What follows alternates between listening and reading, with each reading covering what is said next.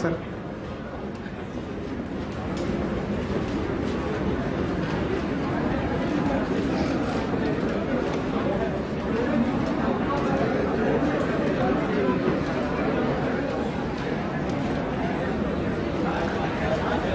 Very relax, मन नहीं करेगा छोड़ देंगे, जब तक मन करेगा अच्छे से पढ़ेंगे। Regulation of kidney function.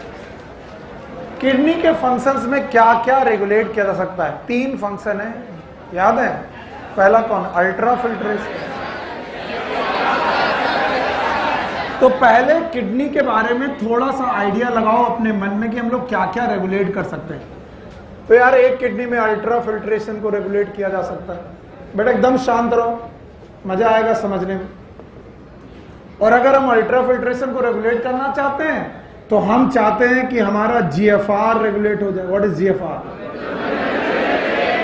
Glomerular filtration. Aparajita ji खड़ी होइए। What is GFR? कितना था? एकदम शांत, बाकी लोग कोऑपरेट करें, बाकी सब लोग कोऑपरेट करें, हम लोग रिवीजन माध्यम पे आते हैं। शांत रहो। हाँ सही से बताओ। 6 to 700 it is GFR। Jishan Ayub Khan from the epiglottis। Yes, what is GFR? पढ़े नहीं?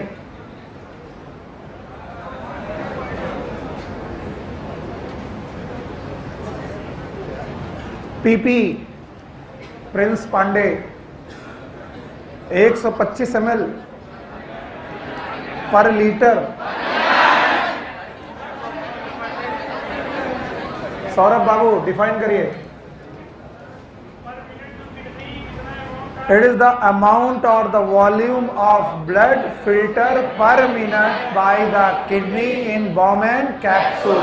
लगभग GFP ग्लोमेरुलर फिल्ट्रेशन प्रेशर याद है? कितना था? 10 mmHg। 10 mm 1 mmHg से 12.5 ml 12.5 ml, तो 10 में से 125 ml। पक्का? और याद रखना GFR हमेशा इस बात पर डिपेंड करता है, देखो टॉपिक गड़बड़ तुम ही करोगे मैं नहीं, कि बेटा ग्लोमेरुलर में प्रेशर कितना है? कितना है प्रेशर? और pressure is nothing but BP। बोलो क्या? BP। तो अगर मुझे अल्ट्रा फिल्ट्रेशन बेटा मैनेज करना है या फिर मुझे GFR मैनेज करना है तो मुझे क्या मैनेज करने पड़ेगा? BP। अगर आपकी बॉडी का ब्लड प्रेशर ज्यादा कम तो बेटा फिल्ट्रेशन GFR ज्यादा, और अगर आपकी बॉडी का ब्लड प्रेशर कम तो अल्ट्रा फिल्ट्रेशन कम, GFR कम। तो आप एक अल्ट्रा फिल्ट्रेशन को मैनेज कर सकते हो, रेगुलेट कर सकते हो। दूसरा सेलेक्टिव रीअब्जॉर्प्शन, इसको बेटा सेलेक्टिव रीअब्जॉर्प्शन को रेगुलेट कर सकते हो। और भाइयों बहनों सेलेक्टिव रीअब्जॉर्प्शन 5 पार्ट में कितनी जगह खड़ी हो? बॉमेन कैप्सूल में होगा कि नहीं होगा? होगा। डिसेंडिंग लूप में होगा, वेरी गुड। और असेंडिंग लूप में होगा। असेंडिंग लूप में, डिसेंडिंग लूप में किसका? वाटर का। हाँ, असेंडिंग लूप में NaCl। हाँ, DCD में कंडीशनल, DCD में कंडीशनल। कलेक्टिंग ट्यूब में water and urea, water and urea. अच्छे बच्चे तभी हो जब तुम्हें सब कुछ याद हो। तो आप सेलेक्टिव रीअब्जॉर्प्शन कर सकते हो, और सेलेक्टिव रीअब्जॉर्प्शन में आप वाटर एब्जॉर्ब कर सकते हो और साथ में सॉल्ट, वाटर और सॉल्ट। चित्रांश, अगर अपनी बॉडी में वाटर और सॉल्ट को मैनेज कर रहे हो, इसे क्या बोलते हैं? Osmo regulation. फिर से बोलो। तो किडनी एक चीज क्या मैनेज कर रही है? Blood pressure. फिर से बोलो। और किडनी दूसरी चीज क्या मैनेज कर रही है? Osmo regulation. देखो कोई भी चीज मैंने रटाई नहीं है, आप समझने की कोशिश करोगे। हमने कहा कि आप पहली चीज अल्ट्रा फिल्ट्रेशन मैनेज कर सकते हो, दूसरी चीज सेलेक्टिव रीअब्जॉर्प्शन। बोलो।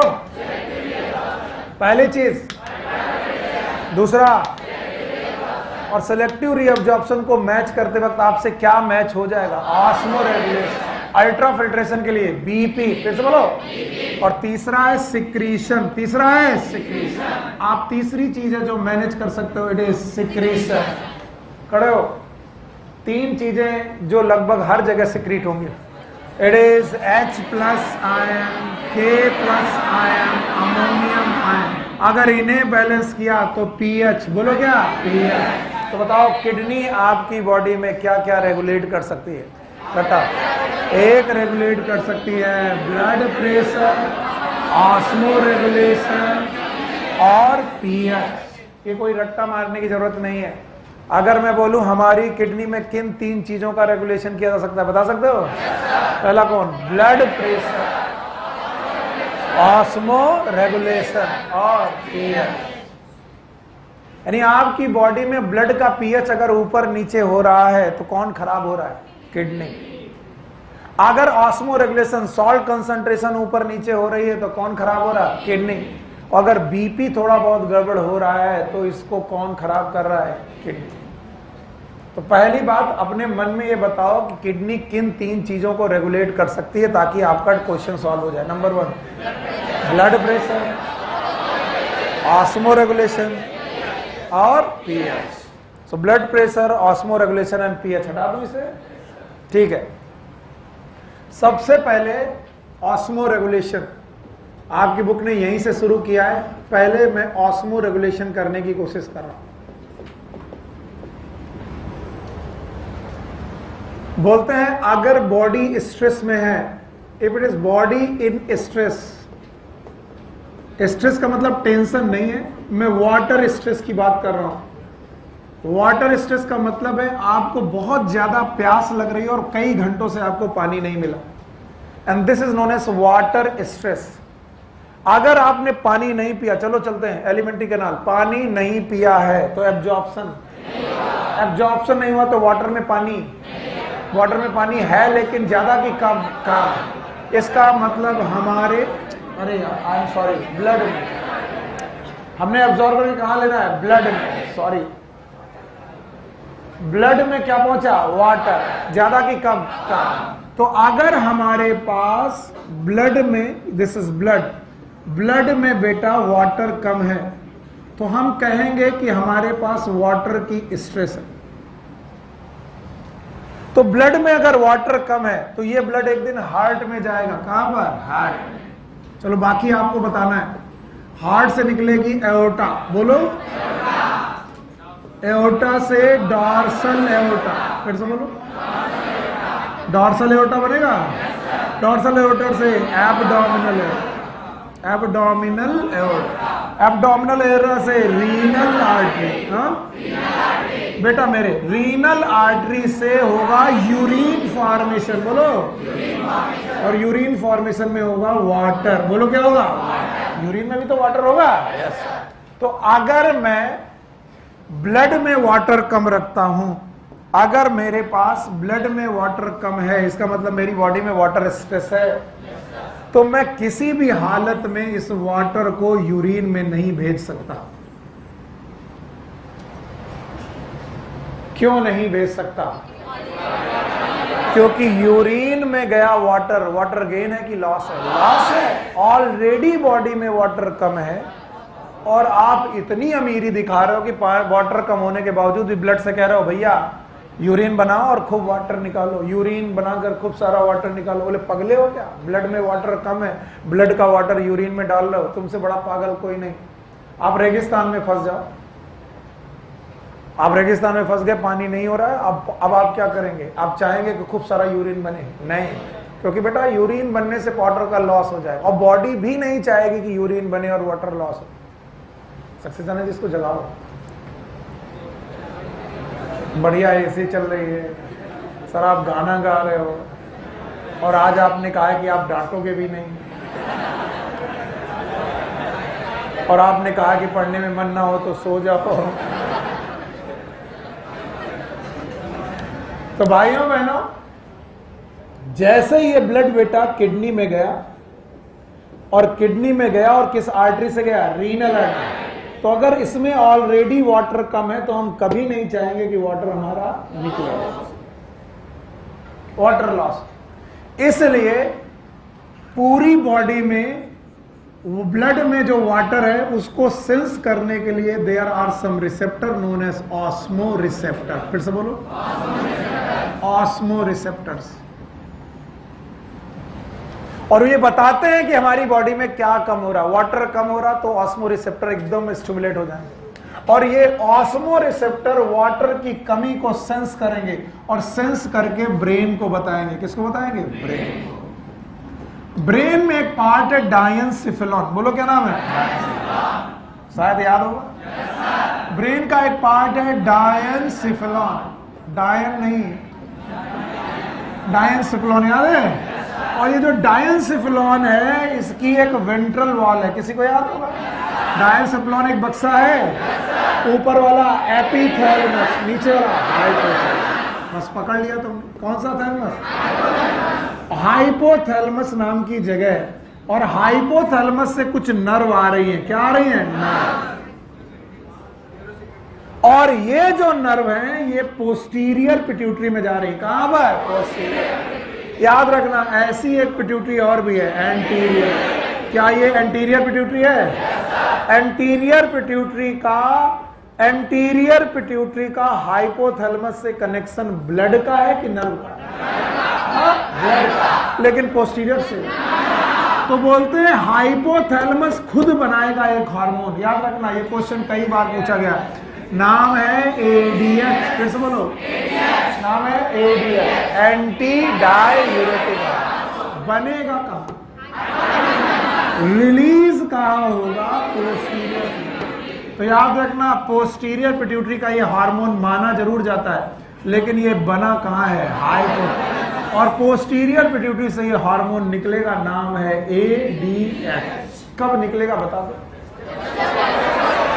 जब बॉडी में ब्लड में पानी कम होगा। ब्लड में अगर पानी कम होगा बच्चों, अगर ब्लड में पानी कम होगा तो क्या ये ब्लड पहुंचेगा किडनी में और हम कहेंगे कि खूब सारा वाटर निकाल कर यूरिन बनाओ? नहीं। तो ब्लड में अगर पानी कम है तो कौन जागेंगे? पता किसको चलेगा? Osmo receptor. ऑस्मो रिसेप्टर से मैसेज कहां पहुंचेगा? ब्रेन। ब्रेन में कौन? डायंसिफिलॉन। डायंसिफिलॉन की वेंट्रल वॉल हाइपोथैलेमस, वहां से एक हार्मोन एडीएच। फिर से बोलो, ADH. Full form anti diuretic hormone. इसके पहले कि मैं एडीएच का काम बताऊं आपको, मेरी बात को ध्यान सुनना। बोलते हैं whenever there is a increase in volume of urine, अगर यूरिन के वॉल्यूम में इंक्रीज हो जाए तो मैं कहूंगा यूरिन डबल हो रहा, बहुत ज्यादा बन रहा है यार, यूरिन बहुत ज्यादा बन रहा क्योंकि यूरिन का वॉल्यूम डबल हो रहा। And that term is known as diuria. याद रखना, डाई मतलब डबल, यूरिया मतलब यूरिन। हम लोग इस शब्द को बोलते हैं डाययूरिया। बोलो क्या बोलते हैं? डाययूरिया। कभी मैं पूछूं what is diuria? It is an increase in volume of blood. Urine, increase in volume of urine. और यूरिया? और यूरिन का वॉल्यूम तभी ज्यादा होगा जब इसमें क्या है? वाटर। हाँ? तो अगर वाटर ज्यादा निकल रहा तो हमें हो रहा डाययूरिया। बोलो डाययूरिया। और डाययूरिया होना इट इज नोन एज डाययूरेसिस। फिर से बोलो, आप दुनिया के जितने नशे खाते पीते हो वो सब डाययूरेसिस करते हैं। इवन चाय भी, चाय पियोगे यूरिन फॉर्मेशन बढ़ेगा, कॉफी पियोगे यूरिन फॉर्मेशन बनेगा, चॉकलेट पियो, अल्कोहल पियोगे, निकोटीन करोगे, diuresis. Almost all, not all. Diuresis को अगर फील करना है तो आप पता करिए, आपने दिन में 10-12 चाय पी, अब आपका यूरिनेशन घटेगा कि बढ़ेगा? बढ़ेगा। और यूरिन में वॉल्यूम घटेगा कि बढ़ेगा? बढ़ेगा। तो बोलते हैं डाययूरिया के अपोज में खड़ा है ये हार्मोन। नाम बताओ? एंटी। बोलो, एंटी मतलब oppose. Diuretic hormone. It is anti diuretic hormone.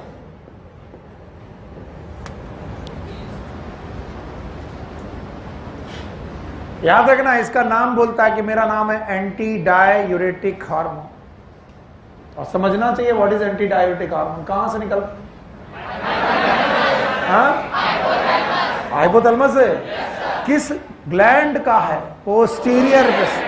बनता कहां है, हाइपोथैलेमस। निकलता कहां है, पोस्टीरियर। जब मैं पूछूं निकलता कहां है तो प्लीज हाइपोथैलेमस मत बोलना, पोस्टीरियर।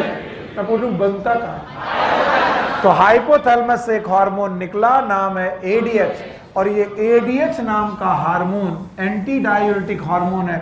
और ये यहां गया, देखो कहां गया, इसका नाम बताओ, बॉहमैन कैप्सूल, इसका पीसीटी, ये लूप ऑफ हेनले, और ये डीसीटी, और ये कलेक्टिंग डक्ट। किसी को याद है? और बताओ, अगर मैं पूछूंगा तो बता पाओगे? चलो बताओगे, यस सर तो बोलते हो, सब चीजों में यस सर ही तो तुम्हारा सुनता आया हूं। ये बोला एफरेंट की इफरेंट, और ये पक्का, और ये ग्लोमेरुलस। यहाँ पर पानी कम, पानी तो फिल्ट्रेशन हो चुका है, यस और नो। पर हम यूरिन में पानी ज्यादा जाने, तो हमारा एक हार्मोन आएगा, नाम है एडीएच। कैसे बोलो? और एडीएच ने क्या निकालना चालू किया, वाटर। टीसीटी के भी डीसीटी, डीसीटी। और कल ही पढ़ाया था, डीसीटी से पानी निकलेगा कब, कंडीशनल।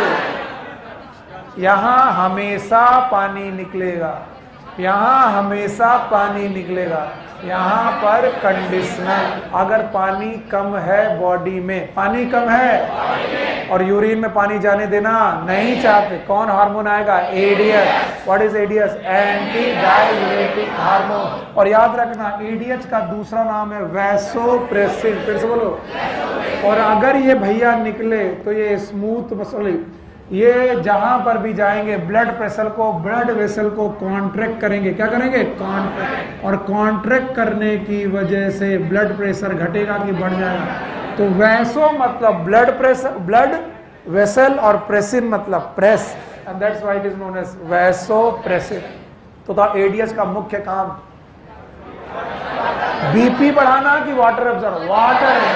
साथ में क्या मुफ्त मिलेगा, बीपी भी बढ़ाता है। तो बताओ, हमारी किडनी को रेगुलेट करने वाला एक हार्मोन नाम बताओ, एडीएच। कहां से बना, हाइपोथैलेमस। कहां से निकला, कब निकला, जब पानी कम हुआ। कैसे पता चला, ऑस्मो रिसेप्टर ने कहां पहुंचाया, ब्रेन। ब्रेन से कहां पहुंचा, हाइपोथैलेमस। हाइपोथैलेमस ने क्या बनाया, एडीएच। किसको दिया, पोस्टीरियर। पोस्टीरियर पिट्यूटरी ने निकाला, ब्लड में डाला। पोस्टीरियर पिट्यूटरी से निकलते हुए हार्मोन ब्लड से होते हुए कहां पहुंचा, किडनी। किडनी, किडनी में पीसीटी की डीसीटी, डीसीटी। और क्या निकाला, वाटर। वाटर निकाला, ये वाटर कंडीशनल है। वाटर निकाल करके कहां डाला, ब्लड वेसल। बताओ, यूरिन में वाटर ज्यादा कि कम? देखो, इतना सब पढ़ाने के बाद जरूर है शॉर्ट टर्म मेमोरी होती, भूल जाओगे। और मैंने कहा, अच्छा बच्चा वो जो नाम से डेफिनेशन बनाए। बताओ, नाम बताओ, एंटी डाययूरेटिक हार्मोन। वो चिल्ला रहा है कि मैं डायूरिया होने दूंगा। अगर मैं रहा, मैं निकला, तो यूरिन का वॉल्यूम डाई ज्यादा, मतलब क्या होगा, कम। यानी मैं तभी निकलूंगा जब बॉडी में पानी की क्या होगी, अधिकता की कमी, कमी। कहां पर, ब्लड में। और मैं कहां से निकलूंगा, पोस्टीरियर। ये बात और है कि मेरा नेचर ब्लड वेसल को कॉन्ट्रैक्ट करने का है, तो मैं ब्लड वेसल को कॉन्ट्रैक्ट कर दूंगा। और इसीलिए क्या है, वैसोप्रेसिन। डोंट वरी, मैंने डांटना छोड़ दिया, करो करो। पर ऐसा कुछ मत करना कि मेरी रेस्पेक्ट दांव पे आ जाए। क्यों जीशान, है ना? बाकी सब ठीक है। अब हम लोग बहुत रिलैक्स होके पढ़ रहे हैं, रिलैक्स। हाँ हीरो, खड़े हो। 600 से नीचे नंबर आए जहां भी टेस्ट सीरीज दे रहे हो, उस दिन पीठ मजबूत करके आना। कितने, हाँ, जहां भी टेस्ट सीरीज दे रहे हो, उड़ैया होगी, यहां नहीं। कह रहा कि अभी कह रहे मारेंगे नहीं, अब कह रहे मारेंगे नहीं, मारेंगे भैया। हाँ बताओ, ब्लड वेसल में कॉन्ट्रैक्शन की रिलैक्सेशन, कॉन्ट्रैक्शन। ब्लड प्रेशर घटा कि बढ़ गया, बढ़ गया। और इसी इसका नाम वैसोप्रेसिन। फिर से बोलो, वैसो। तो बताओ, हमारी किडनी को रेगुलेट करने वाले इस ऑर्गन का नाम डायनसेफलन, इस पट्टी का नाम हाइपोथैलेमस, इस ग्लैंड का नाम, पक्का? ऐसा अगर ये तुम बताओगे बिना देखे, आई विल द हैप्पीएस्ट, ये कब होगा? तो हाइपोथैलेमस कब एक्टिव होगा? जब हमें क्या करना होगा? Osmo regulation. क्या करना होगा? जब हमें ऑस्मो रेगुलेशन करना होगा तभी एडीएच आएगा। आइए बीपी कंट्रोल करते हैं। Now the next is juxtaglomerular apparatus.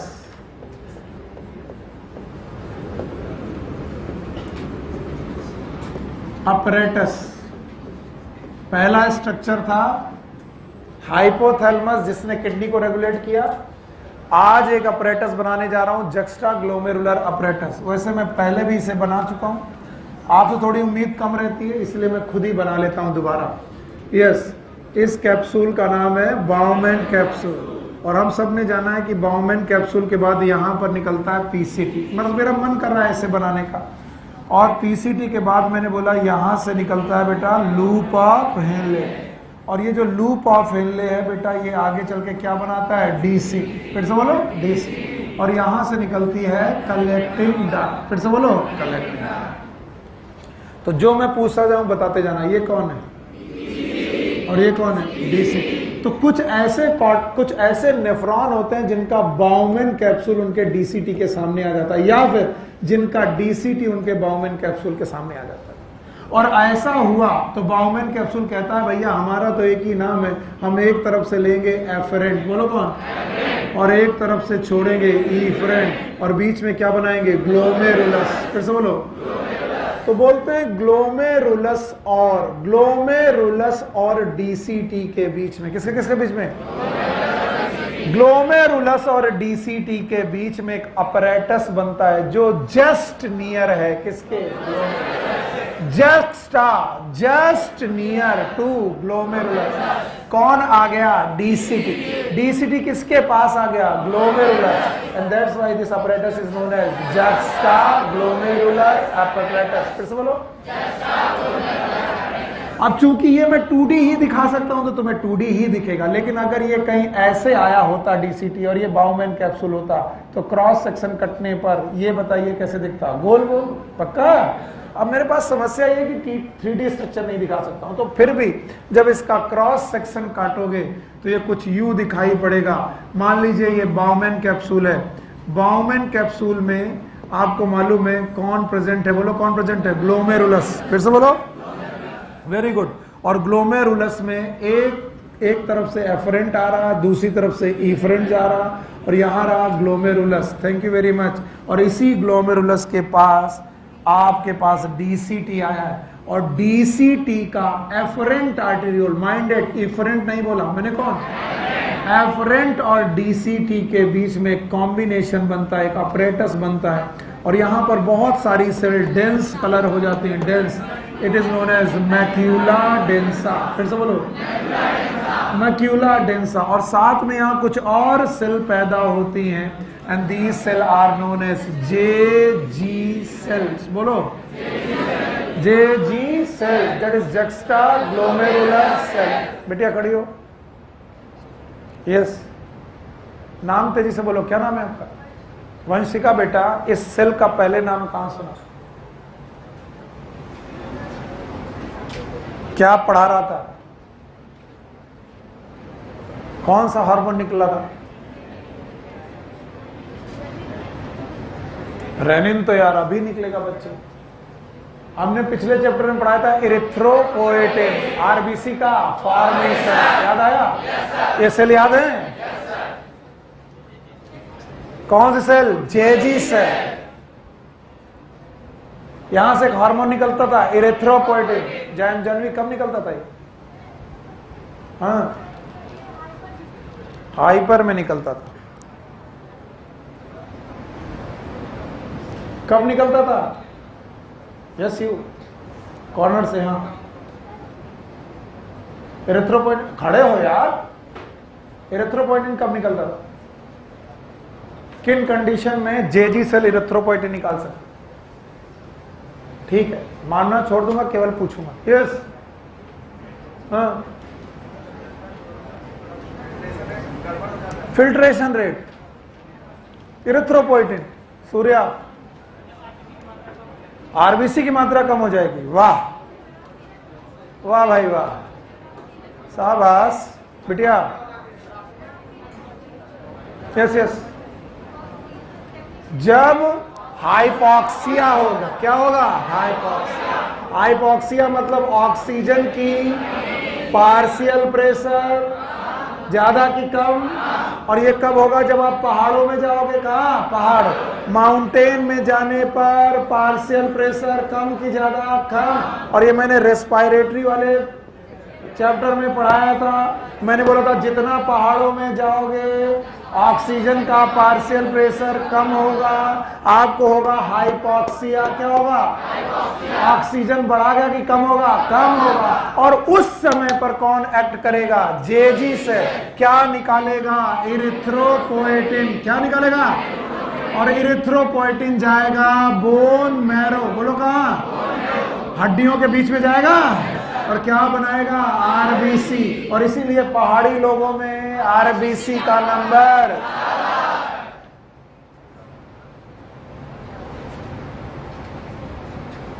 क्या करें? जवाब नहीं आया, बैठिए।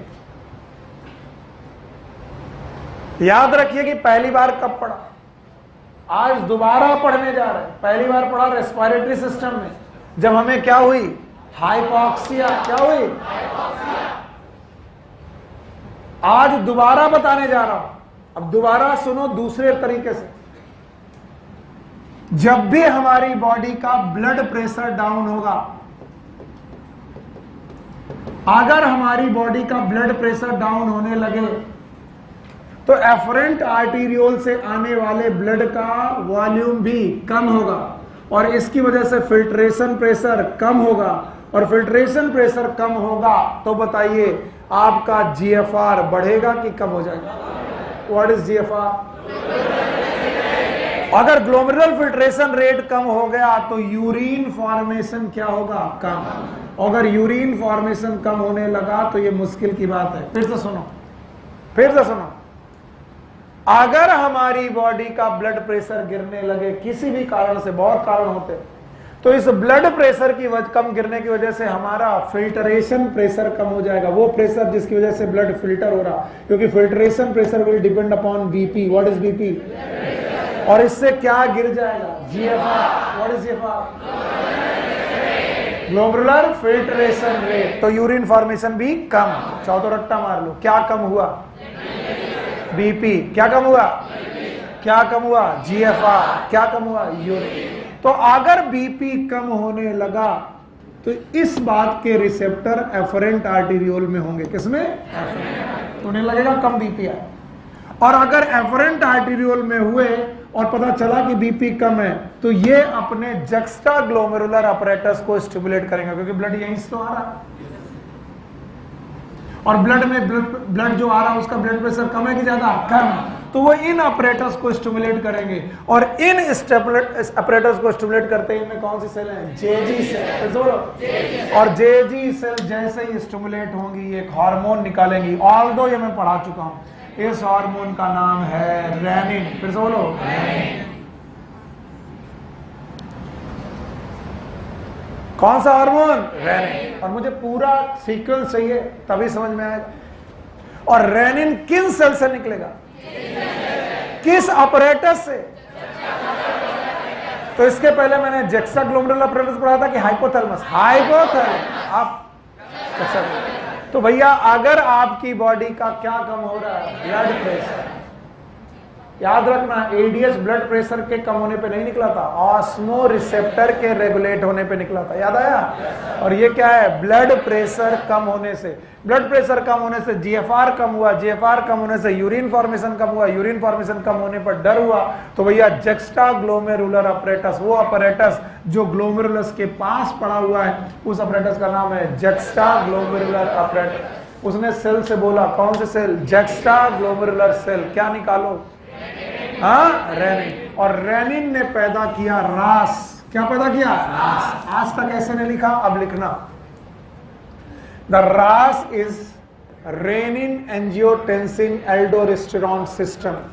Rennin, R for renin, angiotensin, A for angiotensin, aldosterone, A for aldosterone, S for system। रास का full form rennin angiotensin aldosterone system. ये क्या होगा, इसके लिए मुझे बोर्ड खाली करना पड़ेगा या फिर बोर्ड बदलना पड़ेगा। चलो बदल लेते।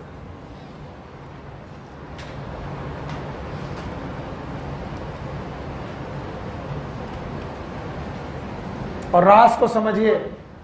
पहले बताइए क्या कम हुआ, बीपी। बीपी कम होने से क्या कम हुआ, जीएफआर। जीएफआर कम होने से क्या हुआ, यूरिन फॉर्मेशन कम। कौन सा अपरेटस स्टिमुलेट हुआ, जक्स्टा ग्लोमेरुलर अपरेटस। कौन सी सेल, जक्स्टा ग्लोमेरुलर सेल। क्या निकाला, तो पहले जेजी सेल के बारे में सोचो कि उन जेजी सेल ने हमें क्या दिया। जेजी सेल ने दिया हमें रेनिन, और ये रेनिन जो है RENIN है, डबल NIN नहीं है, ये याद रखना।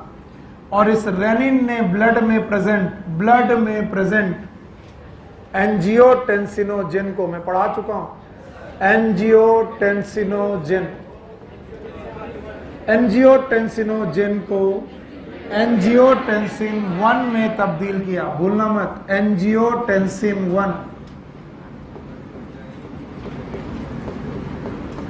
और एंजियोटेंसिन 1 को एस, बोलो किसने, एस।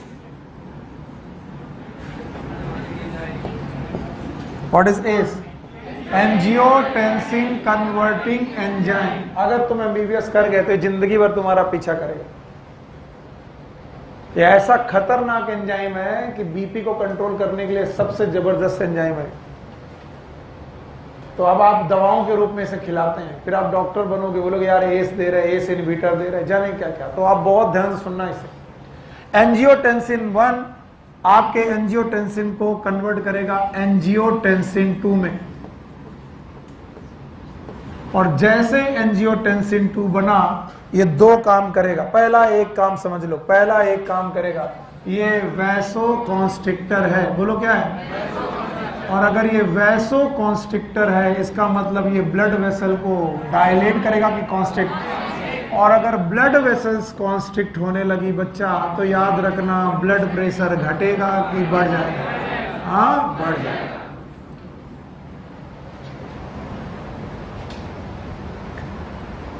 जेजी सेल से रेनिन निकलेगा, एंजियोटेंसिनोजेन को वो एंजियोटेंसिन 1 में कन्वर्ट करेगा, एंजियोटेंसिन 1 को एंजियोटेंसिन 2 में कन्वर्ट करने के लिए एस होंगे। एस बॉडी में बहुत है अपने आप। What is S, angiotensin converting enzyme. और एंजियोटेंसिन बनते ही उसने क्या करना चालू किया, ब्लड वेसल को कॉन्स्ट्रिक्ट। और कॉन्स्ट्रिक्ट करना चालू किया तो बताओ ब्लड प्रेशर घटा कि बढ़ गया, बढ़ गया। बताओ समस्या क्या थी, बीपी कम था, तो अब बीपी को बढ़ा दिया। यही नहीं माना ये, इस एंजियोटेंसिन 1 ने जाकर के एड्रिनल कॉर्टेक्स को स्टिमुलेट किया। एड्रिनल कॉर्टेक्स को स्टिमुलेट किया। अगर आप भूले नहीं हो तो आपको मालूम है, मेगा खड़े हो, एड्रिनल कॉर्टेक्स में किडनी के ऊपर यहां पर प्रेजेंट एक ग्लैंड है, नाम बताओ, एड्रिनल। कितने पार्ट हैं, 2, एक कौन, कॉर्टेक्स और एक मेडुला। कॉर्टेक्स के सारे हार्मोन।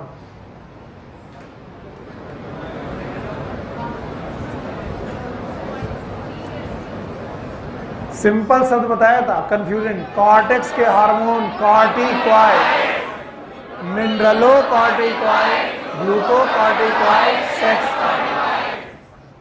एंजियोटेंसिनोजेन एड्रिनल कॉर्टेक्स में जाकर के केवल मिनरलोकॉर्टिकॉइड के सिक्रीशन को बढ़ाएगा, मिनरलोकॉर्टिकॉइड्स। और मिनरलोकॉर्टिकॉइड्स में से एक बड़ा मिनरलोकॉर्टिकॉइड एल्डोस्टेरोन। और मैं 3 बार ये पढ़ा चुका हूं, अब पूछने की तो मुझे हिम्मत होनी चाहिए। एल्डोस्टेरोन जाएगा किडनी में, कहां जाएगा, किडनी में। और किडनी में पीसीटी में कि डीसीटी में, हाँ डीसीटी। और डीसीटी में क्या करेगा, क्या एब्जॉर्ब करेगा, हाँ सोडियम एब्जॉर्ब करेगा, और अगर सोडियम एब्जॉर्ब किया तो सोडियम कहाँ जाने लगेगा? ब्लड में। जहां जहां वहां वहां। तो क्या सोडियम और क्लोराइड बेटा ब्लड में बढ़ने लगेंगे और पानी भी जाने लगेगा? तो बताओ वाटर घटेगा कि बढ़ेगा? बढ़ेगा। अगर वाटर बढ़ा तो वॉल्यूम कहां पर? यूरिन में कि ब्लड में? और वॉल्यूम बढ़ा तो प्रेशर बढ़ जाए, ब्लड प्रेशर बढ़ जाएगा। और यही नहीं मानेगा, बोलेगा वॉल्यूम से तो ब्लड प्रेशर बढ़ेगा ही और मैं कॉन्स्ट्रिक्टर भी हूं। मैं यानी कि ये एल्डोस्टेरोन वैसोडायलेटर की कॉन्स्ट्रिक्टर। पुरुषार्थ जी खड़े हुए, अभी अभी पढ़ाए गए 3 वैसो कॉन्स्ट्रिक्टर के नाम तुरंत बताइए।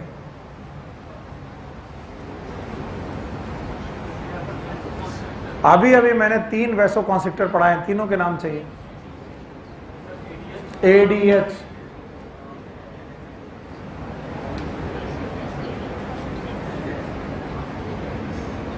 चलो बोलो।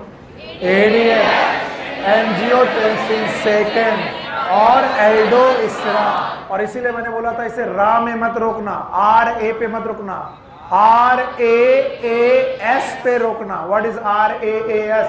Rennin angiotensin aldosterone system. Renin निकला? रेनिन निकलेगा कब? जब बीपी ज्यादा की कम। और बीपी बढ़ाने के 2 तरीके तो रास के पास है। एक कौन? एंजियोटेंसिन सेकेंड, और एक कौन? एल्डोस्टेरोन इज वैसोडायलेटर की constrictor. Angiotensin second is vaso constrictor. लेकिन ये केवल वैसो कॉन्स्ट्रिक्टर है और ये वैसो कॉन्स्ट्रिक्टर के साथ साथ मिनरलोकॉर्टिकॉइड है। क्या है? तो क्या एब्जॉर्ब करेंगे? Sodium and chloride. मैं आपसे क्वेश्चन पूछ रहा हूं, vasoconstriction with only water reabsorption, ADH। Only vasoconstriction without water and mineral absorption, angiotensin second. Vasoconstrictor with NaCl water reabsorption, aldosterone. बैठिए। और तुम पूछोगे सर ये क्वेश्चन कहां NCERT में दिया गया? जब मैं बनाऊंगा तो तब पढ़ आऊंगा भी। नहीं मारूंगा नहीं, सॉरी। एंजियोटेंसिन सेकेंड केवल क्या करता है? Vaso constrictor. ADH क्या करता था? वाटर निकालता था और वैसो कॉन्स्ट्रिक्टर। और एल्डोस्टेरोन क्या करता है? Na निकालता है, Cl निकालता है और वैसो कॉन्स्ट्रिक्शन करता है। No sir. तहजीब, ऐसा कौन सा आयन है जो एल्डोस्टेरोन निकालता नहीं बल्कि रिलीज कराता है यूरिन में? K+, very good, it is potassium ion. तो अगर एल्डोस्टेरोन बढ़ा तो ब्लड में क्या बढ़ेंगे? सोडियम, और यूरिन में पोटेशियम। शाबाश बेटा, शाबाश। तो आप लोग इस सिस्टम का नाम बोलो, रास। व्हाट इज रास? Renin angiotensin system. पीछे वाले ग्राफ यहां से जाएंगे। चलो अब इस यहां तक पहुंचना है, मुझे बताना मैंने किस रेफरेंस में चीजें पढ़ाई हैं। याद रखना, रास को तब पढ़ाया है जब बीपी ज्यादा की कम, GFR, यूरिन। तो बताओ किडनी में रेगुलेशन हो रहा है? बताओ हाइपोथैलेमस आ रहा है? हाइपोथैलेमस कब था? जब वाटर कम था। क्या कम था? वाटर। और बेटा रास कब है? जब बीपी कम है। फिर से बोलो, बॉडी में वाटर कम है तो ADH, बीपी कम है तो रास। बीपी और सॉल्ट दोनों कम है तो भी रास। व्हाट इज रास? Rennin angiotensin aldosterone system. अभी बता पाओगे? हटा दें? चलो बताओ क्या कम है? Blood pressure. क्या कम हो गया? GFR। क्या कम हो गया? Urine formation. कहां गए? Juxta glomerular apparatus. क्या निकाला? एंजियोटेंसिन ने क्या बनाया? एंजियोटेंसिनोजन ने क्या बनाया? एंजियोटेंसिन 1। क्या एक्ट किया? ACE। क्या बना? एंजियोटेंसिन सेकेंड बना। एंजियोटेंसिन सेकेंड बनने के बाद क्या बना? वैसोकॉन्स्ट्रिक्शन। वो वही माना? नहीं, वो कहाँ गया? Adrenal cortex. क्या निकाला? मिनरलोकॉर्टिकॉइड। क्या निकाला? निकाला, नाम है एल्डोस्टेरोन। क्या निकाले? Na। क्या निकाले? Cl। वॉल्यूम बढ़ा, वैसोकॉन्स्ट्रिक्शन, ब्लड प्रेशर बढ़ा। तो जो ब्लड प्रेशर कम हो रहा था बढ़ गया। पढ़ लिए हमने।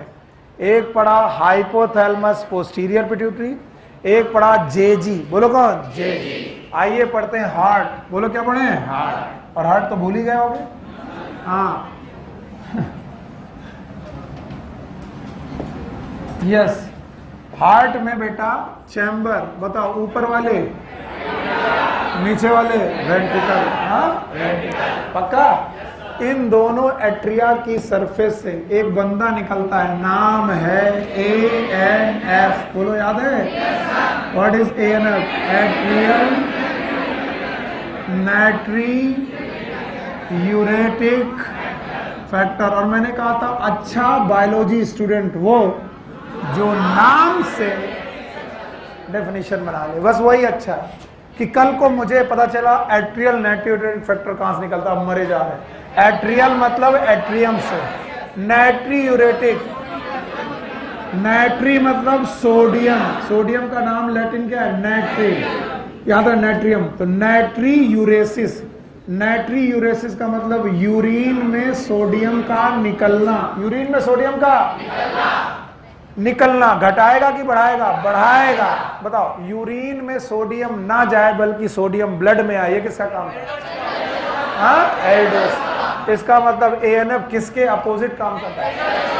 यस, ये जाएगा और DCT पे जाएगा। कहां पर? DCT। और DCT से बोलेगा कि पोटेशियम दो। क्या दो? पोटेशियम। तो क्या रीअब्सॉर्ब करेगा? हाँ, पोटेशियम। और क्या छोड़ेगा? तो सोडियम कहाँ जाएगा? यूरिन में। हाँ, और याद रखना ब्लड में सोडियम कम तो क्लोराइड भी कम, और क्लोराइड कम तो वाटर भी कम। कहाँ? हाँ, ब्लड में। तो ब्लड में बेटा वॉल्यूम कम, और साथ में ANF क्या है? वैसोडाइलेटर। फिर से बोलो, वैसो का मतलब ब्लड वेसल। कॉन्स्ट्रिक्ट हो गए कि डायलेट? डायलेट। और डायलेट हो गई तो पहले से वॉल्यूम कम था, वॉल्यूम और कम हो गया with respect to blood vessel. तो बताओ बीपी बढ़ा कि घट गया? घट गया। तो बोलते हैं कौन सा हार्मोन है जो रास के अपोजिट काम करता है? हाँ, ये आपकी NCERT की रेगुलेशन में आखिरी लाइन है। रेगुलेशन वाली लाइन में आखिरी लाइन लिखा है। लिखा है? क्या लिखा है? पढ़ो, लाओ पढ़ रहा हूं मैं। लिखा हुआ है yes, an ANF mechanism therefore act as check on the renin angiotensin mechanism। तो ANF मैकेनिज्म किसको चेक करती है? रास मैकेनिज्म को। और रास अगर आता है तो ANF आ जाएगा। रास क्या करता था? सोडियम का रीएब्जॉर्प्शन करता था, वैसोकॉन्स्ट्रिक्शन। ANF उल्टा, सोडियम का यूरेसिस, यूरेसिस, यूरेसिस मतलब यूरिन, और वैसोडाइलेस। तो कौन है जो रास के अपोजिट खड़ा है? हाँ, ANF। तो अब अगर मुझे बोले कि किडनी कितने लोग रेगुलेट कर सकते हैं, तो हम लोग रट्टा मारेंगे। क्या कर दिया सर? हाँ? बताओ कितने लोग? 3। एक कौन? हाइपोथैलेमस, जेजी अपरेटस, हार्ट। बोलो कौन? हार्ट। अगर रट्टा भी मार लिया तो मेरा काम बन जाएगा। इसे रट्टा मत करो। मैं बोलूँ किडनी को रेगुलेट करने के लिए 3 जगह से रेगुलेट किया सकता है, और तीनों जगह नर्व है कि हार्मोन? तो kidney regulation is a hormonal regulation. बोलो, ऑल द किडनी रेगुलेशन और the hormonal regulation, no neuro regulation. कोई नर्व रेगुलेशन नहीं है, सब कैसे हैं? हार्मोन। और कितने हार्मोन? 3। टोटल मैं 4 गिनूंगा। ADH, angiotensin second, aldosterone, ANF। अगर इसके लिए अवेयर हो तो अच्छे बच्चे हो। कितने हार्मोन? 4। बोलो, ADH, angiotensin second, aldosterone, ANF। बताओ इनमें से कौन कौन vasoconstrictor? ADH, angiotensin second, aldosterone. कौन वैसो डायलेटर? कौन कौन सोडियम को उठाएगा? एल्डोस्टेरोन। कौन सोडियम को यूरिन में डालेगा? ANF। हाँ, कौन कौन वाटर रीअब्सॉर्ब कराएगा? हाँ, ADH एंड एल्डोस्टेरोन। याद है? और ये सब कैसा होगा? स्ट्रिक्ट या कंडीशनल? कंडीशनल। और इसीलिए DCT वो जगह है जहां पर NaCl और वाटर का रीअब्जॉर्प्शन, कल ही मैंने बता दिया था, जरूरत होगी तो होगा, नहीं होगी तो नहीं। और कल किसी एक बच्चे का क्वेश्चन था कि सर ऐसे तो तुम काउंटर करंट चलाते जाओगे और सोडियम छोड़ते जाओगे और इंटरस्टिशियम बढ़ती जाएगी और पानी लेके भागते जाओगे तो एक दिन किडनी में पथरी बन जाएगी। हमने कहा ना, तब आएंगे ANF। बोलो कौन? कहेंगे जो सोडियम निकल रही है वो निकले ना, कहाँ चला जाए? Urine.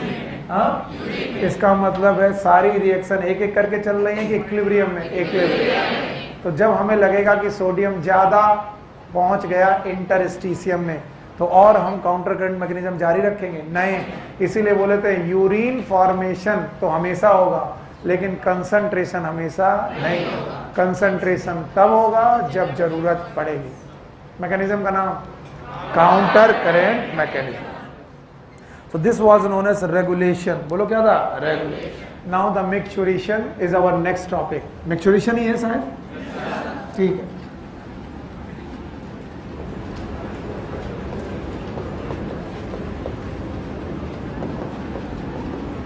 Micturition, it is a voiding of urine।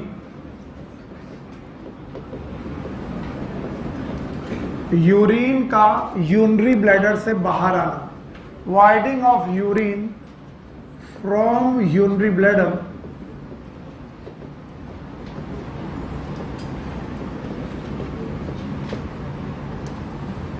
via urethra। Urethra के द्वारा यूरिनरी ब्लैडर का यूरिन बॉडी के बाहर आना, that is known as micturition. अगर आप भूले नहीं हो तो मैंने बताया था किडनी से आएंगे यूरेटर। ये जो यूरेटर हैं ये आपके एक ब्लैडर में खुलेंगे, नाम है यूरिनरी ब्लैडर। और यूरिनरी ब्लैडर में जहां पर खुलेंगे वहां पर एक एरिया होगा, नाम है ट्राइगोन। भूलिएगा मत, एक बार पूछा गया। एक ट्रायंगुलर एरिया होगा that is known as trigone, जहां पर आकर यूरेटर ओपन होंगे। So it is ureter.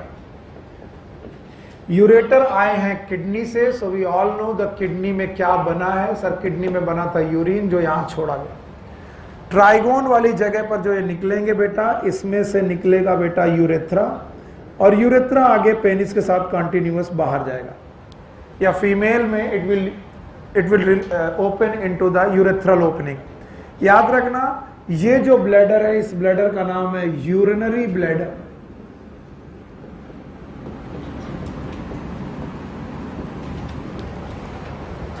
कहते हैं जैसे जैसे यूरिन बनता जाता है वैसे वैसे यूरिनरी ब्लैडर भरता जाता है।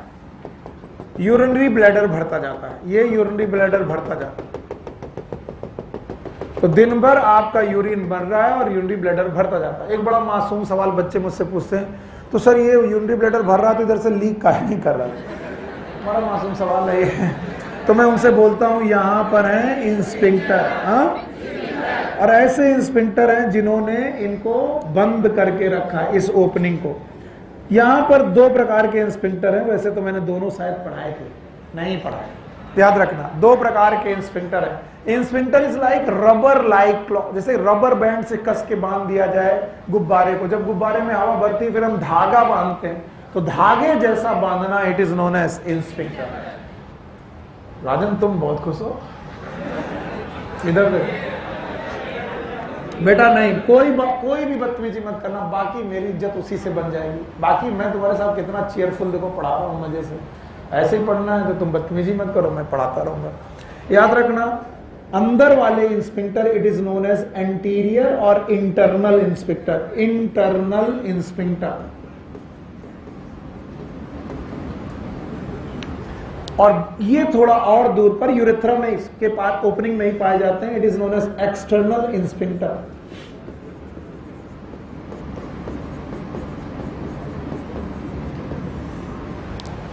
तो याद रखना, यूरिन आता रहता है, ब्लैडर में भरता रहता है।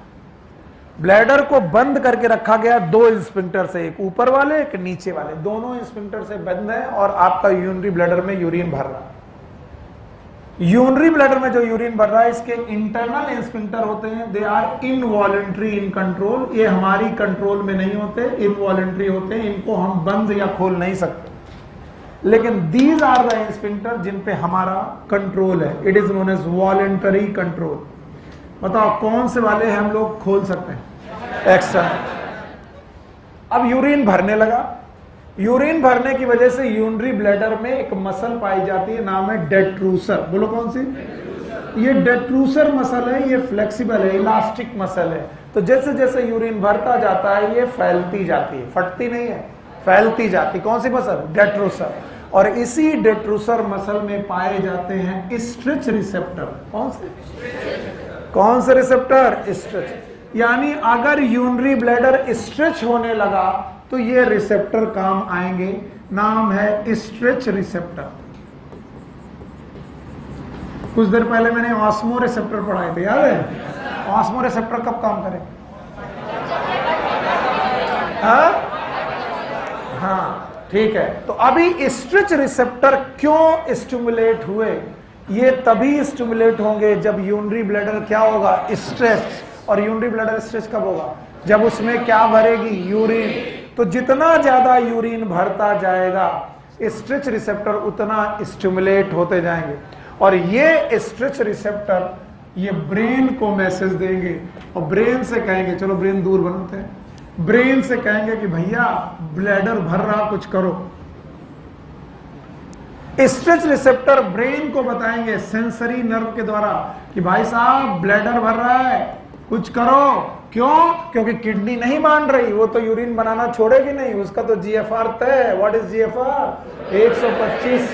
तो ये बनाना, ये फैक्ट्री तो कभी बंद नहीं होगी, ये तो यूरिन बनते ही जाएगा। और भाई साहब यूरिन भरता जा रहा है, टंकी फुल हो रही है। तो ब्रेन ने कहा तुम्हें कैसे मालूम टंकी फुल हो रही? बोले हम ही तो हैं जो खींच रहे हैं, हमारा नाम। अच्छा, बोला टंकी भरी तो तुम खींच रहे हो? बोले हाँ खींच रहे। तो बोले क्या करो? बोले ज्यादा खींचेगा तो फट जाएगा। तो बोले क्या करें? बोले एक काम करो, इस यूरिन को बाहर निकालो। तो ब्रेन ने मैसेज भेजा वहां से, और ये मैसेज नर्व के द्वारा आया यूरिनरी ब्लैडर पर। कहां पर? और साथ में आया इंटरनल इंस्पिंक्टर पर। किस पर? इंटरनल। और इन्होंने कहा यूरिनरी ब्लैडर से कि तुम कॉन्स्ट्रिक्ट हो, यानी यूरिनरी ब्लैडर कॉन्स्ट्रिक्ट हो, और इंस्पिंक्टर से कहा, इंटरनल इंस्पिंक्टर से कहा कि तुम डायलेट हो। तो बताओ, ये कॉन्स्ट्रिक्ट हुआ और ये डायलेट हुआ, तो कौन खुलने लगा? Internal sphincter. और इंटरनल इंस्पिंक्टर खुलने लगा, इसी समय तुम्हें भयानक अर्ज आई, तुम जगह ढूंढ रहे हो कहां? क्योंकि इस पे तुम्हारा कंट्रोल है, इस पे कंट्रोल नहीं है। अंदर वाला दरवाजा खुल चुका है, बाहर वाले दरवाजे के साथ तुम ढूंढ रहे हो इधर उधर। माफ करना, कोई जगह मिल जाए, कोई जगह मिल जाए, और तुम्हें जगह नहीं मिल रही है। अचानक पापा है, कहां जा रहा है? या मैंने पूछ लिया, तुम उठे और जाने लगे, कहां जा रहे हो? अचानक जो कंट्रोल था वो भी ना रहा, तो जो अंदर था वो कई बार 1 घंटा पड़ा। क्यों? कौन से दरवाजे खुले? अंदर की बाहर? लेकिन अगर समय रहते आपका कंट्रोल सही है, then you will search the place and you void the urine by the help of external. It is known as micturition. बोलो क्या नाम है? मैक्चुरेशन। बोले जो यूरिन निकलेगा उसकी कंसंट्रेशन में क्या क्या होगा, लिख लेना है भाई सबको। 90 से 95% पानी होगा। दिन भर में 1 से लेकर के 1.5 लीटर पानी निकलता है यूरिन के फॉर्म में।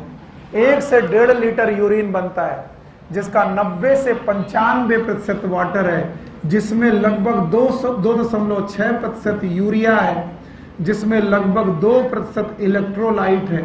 और वो भी कौन कौन से इलेक्ट्रोलाइट है? Please note it down. Sodium बहुत कम है, पोटेशियम है, क्लोराइड है, फॉस्फेट है, सल्फेट है, एटसेट्रा। यहां तक कि यूरिन में एक बड़ा टॉक्सिक सब्सटेंस है, नाम है क्रिएटिनिन। क्रिएटिन नाम का सब्सटेंस है, ये भी बहुत है। याद रखना ये सब 1% से कम है, क्योंकि 90 से 95 ये ले गए, 2.6 ये ले गए, 2 ये ले गए, तो बहुत कम परसेंटेज है sodium, potassium, chloride, phosphate, sulphate, creatinine का, बहुत कम। याद रखना यूरिन में एक पिगमेंट पाया जाएगा यूरोक्रोम, और इसी यूरोक्रोम पिगमेंट की वजह से यूरिन पिंक है, येलो है। कल एक बच्चे ने मुझसे बोला कि सर पिंक यूरिन है, तो हमने कहा फ्लेवर्ड यूरिन नहीं आता है, इट इज येलो। और येलो यूरिन किसकी वजह से है? Urochrome. It is due to urochrome. Yes, urine become pink when you will eat the drugs, and इनमें से एक ड्रग है आइसोनियाजाइड। जब आप टीबी होती है आपको, कौन सा टीबी, जब मतलब ज्यादा टीबी देखते हो, ट्यूबरकुलोसिस नाम की बीमारी होती है, तो कुछ दवाएं खाते हैं तब उसमें यूरिन का कलर बदलता है, अदरवाइज यूरोक्रोम है। याद रखना पीएच एनसीईआरटी 6 लिखती है, वैसे तो मेरे हिसाब से 6.2 है, बट अकॉर्डिंग टू एनसीईआरटी, तो जो हम लोग एनसीईआरटी है उसी को मानेंगे, वो मानते हैं पीएच 6, और इसलिए बताओ यूरिन बेसिक की slightly acidic? Slightly acidic, it is slightly acidic. ये यूरिन के बारे में लिखा हुआ बात है। तो मिक्सचुरेशन के दौरान आप क्या क्या कर रहे हो वो याद रखना। कौन सा रिसेप्टर? ऑस्मो। कौन सा? ऑस्मो रिसेप्टर किसके लिए थे? एडीएच। और ये कौन से? स्ट्रेच। अरे स्ट्रेचिंग की वजह से रिसेप्टर निकलेंगे, स्ट्रेच रिसेप्टर। कहाँ जाएगा? ब्रेन। ब्रेन नर्व आएगी कहाँ? ब्लैडर। और इंटरनल किससे कहेगी कॉन्स्ट्रिक्ट करो? ब्लैडर। किससे कहेगी डायलेट करो? इंटरनल। यूरिन बाहर आने लगेगा, लेकिन कौन रोके बैठा है? एक्सटर्नल। और उस पर आपका कंट्रोल है, वॉलंटरी कंट्रोल। किस पर? एक्सटर्नल की इंटरनल? एक्सटर्नल। जब आप उसको रिलीज करेंगे, वाइडिंग ऑफ यूरिन होगी, दैट इज नोन एज मिक्सचरेशन। जो यूरिन निकलेगा उसमें क्या क्या है बताओ? वाटर कितना? 90 से 95%। यूरिया 2.6%। यूरिया कितनी? 2%। Electrolyte 2%। Sodium, potassium, chloride, phosphate, sulphate, creatinine. एक पिगमेंट यूरोक्रोम, और पिगमेंट यूरोक्रोम की वजह से यूरिन येलो। कई बार बच्चे मेरे पास आते हैं, सर बहुत येलो यूरिन आ रहा है, बीमार तो नहीं हो? नहीं, बीमार नहीं हो। जितनी देर तक यूरिन आपके ब्लैडर में ठहरेगा, यूरोक्रोम पिगमेंट के मिक्स होने के चांसेस उतने ज्यादा। इसलिए अगर आप फ्रीक्वेंट यूरिनेशन कर रहे हो तो येलोइंग ऑफ यूरिन कम होती है। अगर बहुत देर में कर रहे हो, दिन भर में 2-3, एक बार शाम को 2 बार किया, तो यूरिन हर हालत में येलो आएगा। पिगमेंट का नाम urochrome. It was the micturition. हटा दें? Thank you very much. इसके बाद some other excretory organ, some other excretory organs.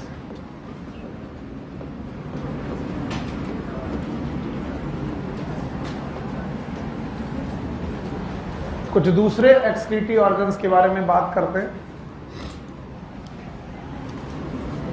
हाँ, मैं पहले से बता दूं, जिसको ना आना हो उसके लिए सुविधा होती है, जिसको आना है तो उसके लिए तो कोई समस्या नहीं। अगर ये आज चैप्टर खत्म हो गया तो आज, और अगर ये कल खत्म हुआ तो कल खत्म होने के बाद मैं आपको स्केलेटल सिस्टम ही आगे बढ़ाऊंगा। पहले क्या खत्म होगा? स्केलेटल, क्योंकि 28 तारीख के बाद से शाम की क्लासेस बंद हैं आपकी। तो आई थिंक अब आपकी शाम की क्लासेस केवल कब आएगी? शनिवार को। तो शनिवार को और कल भी, कल सुबह की क्लास स्केलेटल, और कल शाम की क्लास भी स्केलेटल। तो कल हम लोग शायद स्केलेटल सिस्टम खत्म कर देंगे। तो इसका मतलब 1 मार्च से नर्वस सिस्टम सुबह चालू होगा, शाम की क्लासेस बंद, और 5 या 6 दिन या 7 दिन के अंदर 7 मार्च तक हम लोग नर्वस सिस्टम खत्म करेंगे। और जैसे ही नर्वस सिस्टम खत्म करेंगे हम लोग 1 दिन का ब्रेक लेंगे सांकेतिक, क्योंकि हम लोग क्या शुरू करने वाले हैं? जेनेटिक्स। और उसके बाद हम लोग जेनेटिक्स शुरू करेंगे। तो आप मूड बना के आइएगा। ये क्या सर नर्वस पढ़ाते? मैं पहले से बता दे रहा हूँ, मैं क्या पढ़ाऊंगा? स्केलेटल। ठीक है, चाहे सुबह हो चाहे शाम। ओके, तो सम अदर एक्सक्रीटरी ऑर्गन इस बात को मानते हैं कि एक्सक्रीशन की डेफिनेशन क्या होनी चाहिए। किसी को याद है मैंने एक्सक्रीशन की डेफिनेशन क्या बताया थी? It is the removal of metabolic waste. क्या आपको याद है क्या क्या रिमूव किया था? CO2, वाटर, मेटाबॉलिक वेस्ट है, बोलो अमोनिया, यूरिया, यूरिक एसिड, ये भी वेस्ट है भैया। इसको तो किडनी ले गई, कौन ले गई? किडनी। तो किडनी तो नहीं पढ़ रहे हम लोग, सम अदर पढ़ रहे। इसका मतलब मैं इसके बारे में पढ़ना चाहूँ, याद है? इसके अलावा इलेक्ट्रोलाइट्स, बोलो क्या? इलेक्ट्रोलाइट्स। और आपको इलेक्ट्रोलाइट्स याद है? तो बोलते हैं कि इस तरीके के वेस्ट, जरूरी नहीं कि हर बार नाइट्रोजन वेस्ट ही निकाले जाए, कोई भी मेटाबॉलिक वेस्ट को बाहर करो, कोई भी, उसका नाम एक्सक्रीशन ही है, उसका नाम एक्सक्रीशन है। और इसमें सबसे पहले नंबर आता है लंग्स का। लंग्स, जिन्हें हम लोग आज तक रेस्पिरेटरी ऑर्गन समझते रहे, आज एनसीईआरटी हमसे कह रही है जरा गौर से देखो, ये रेस्पिरेटरी ऑर्गन है लेकिन साथ में दो एक्स्ट्रा चीजों को निकाल रहा है। नाम बताओ? CO2 और वाटर। तो बोलते हैं ये CO2 को भी निकाल रहा है और वाटर को भी निकाल रहा है। अच्छा, एक चीज मैं शायद बताना भूल गया, यूरिया जो निकल रही है वो लगभग 25 से 30 ग्राम पर डे, किससे? यूरिन से। आप लोग लिख लो, शायद मैं बताना भूल गया। कितना परसेंट लिखाया मैंने? 2.6। उसके हिसाब से 1 लीटर में 2.6 का मतलब ग्राम के आसपास कितना? 25 से 30 ग्राम per day. Page number 298। Please 298 में देखो कहां लिखा है, लिखा है? हाँ बस ठीक है। इट इज नोन एज 25 से 30 ग्राम यूरिया, परसेंटेज में 2.6। हाँ प्लीज उसे नोट कर लेना, कहीं एक छोटा सा डाटा ना बता पाए और बोले सर आपने पढ़ाया नहीं था। खैर, लंग्स में आइए। लंग्स, जिन्हें हम रेस्पिरेटरी ऑर्गन समझते रहे, वो CO2 और H2O को एक्सक्रीट करते हैं, क्योंकि CO2 और H2O भी मेटाबॉलिक वेस्ट हैं। और बोलते हैं कि इनका रेट काफी फास्ट है। अगर आप कैलकुलेट करेंगे तो लगभग 200 ml कार्बन डाइऑक्साइड पर मिनट ये लोग रिमूव करते हैं। और बोलते हैं अगर वाटर आपकी बॉडी में एक्स्ट्रा है तो वो नॉर्मल चीज है कि एक्सक्रीटरी? एक्सक्रीटेड। तो एक्स्ट्रा वाटर को भी वो वाटर वेपर्स के रूप में निकालते हैं। तो वाटर वेपर्स के रूप में वाटर को निकालते हैं और CO2 को निकालते हैं। So we can say the lungs, they can behave like excretory organ along with kidney, other than kidney. तो किडनी एक्चुअली क्या निकालता था? Nitrogenous waste plus water plus electrolyte, plus water plus electrolyte. लेकिन एक लोग केवल क्या निकाल रहे हैं? CO2 और वाटर। क्या CO2 एक एक्सक्रीटरी सब्सटेंस है? यस। कैसा सब्सटेंस? Metabolic excretory substance. इसलिए पहले दिन जब ये चैप्टर पढ़ाया था उसी दिन मैंने तुमको 3 डेफिनेशन पढ़ाई थी, किसी को याद है? एक पढ़ाया था इजेशन, ऑस्मोरेगुलेशन, एक्सक्रीशन, और तीनों की डेफिनेशन याद है? डाइजेस्टिव सिस्टम का वेस्ट इजेशन, शाबाश, और सॉल्ट और वाटर को मेंटेन करना ऑस्मोरेगुलेशन, और मेटाबॉलिक वेस्ट का निकालना एक्सक्रीशन। और फिर बोला था एक्सक्रीशन में भी ज्यादातर नाइट्रोजनस वेस्ट, इसे निकालना। तो आपके पास लंग्स एक एक्सक्रीटरी ऑर्गन है और किस रेट से CO2 निकाल रहा? 200 ml CO2 पर मिनट। हटा दे। दूसरा ऑर्गन है लिवर। दूसरा ऑर्गन है लिवर। आपको लगेगा लिवर एक्सक्रीटरी कैसे हो सकता है? चलो याद करते हैं। यस, लिवर में कितने लोब? 2, एक राइट और एक लेफ्ट। शाबाश। बताओ यहाँ पर बेटा एक कोई बंदा है, नाम बताओ? गॉल डक्ट याद है? यहाँ एक राइट और एक लेफ्ट, हिपैटिक डक्ट याद है? तो right hepatic duct, left hepatic duct, और ये कौन? सिस्टिक। अब बताओ, कॉमन बाइल डक्ट। पक्का? और hepatopancreatic duct, ampulla Vater, sphincter of पेडाइल। क्या ये डिओडेनम में निकल रहा है? और डिओडेनम में निकलने वाला ये मटेरियल का नाम है बाइल। बोलो क्या नाम? बाइल। किसी को मैं बोलूं बाइल एक एक्सक्रीटिव सब्सटेंस है, वो गुस्सा आ जाता है। एक्चुअली है। मैं बताता हूं क्यों। क्योंकि आपके ब्लड में आरबीसी की एक नियत बेटा एज है। हर बंदे को मालूम है आपकी आरबीसी 120 दिनों के बाद, कितने दिनों के बाद? 100, ये अपने आप मर जाएंगी। मर जाएंगी, इनकी हो जाएगी एपोप्टोसिस। बोलो एपोप्टोसिस। एक बार पूछा गया है question, it is planned natural death. जब आरबीसी अपनी डेथ को खुद प्लान कर ले, it is known as apoptosis. हर 120 दिन बाद आरबीसी मर जाएगी। मरी हुई आरबीसी का हीमोग्लोबिन ये टूटेगा, ब्रेक करेगा, और ब्रेक करके बेटा ब्लड से होते हुए लिवर में जाएगा। लिवर में जाने के बाद ये बिलीरुबिन नाम के पिगमेंट को बनाएगा, बिलीरुबिन, और बिलीवर्डिन नाम के पिगमेंट को बनाएगा।